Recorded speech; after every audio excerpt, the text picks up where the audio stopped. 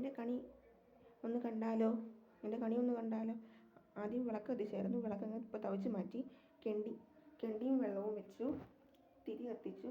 കണ്ണനെയൊക്കെ ഒരുക്കി കണി വെച്ചതിനകത്ത് വെള്ളരി, ഓറഞ്ച്, പഴം, 2 സൈസ് പഴമുണ്ട്, ആപ്പിള് 2 സൈസ് ആപ്പിളുണ്ട്, ചക്ക, പിന്നെ അരി, പിന്നെ മുന്തിരി, ഇനി തക്കാളി, മാമ്പഴം, മാങ്ങ, കൈതച്ചക്ക, തേങ്ങ, മത്തനും വെച്ചിട്ടുണ്ട്. മത്തൻ, നാരങ്ങ. ഇത്രയായിരുന്നു അങ്ങനെ കണി. എല്ലാവർക്കും ഹാപ്പി വിഷു.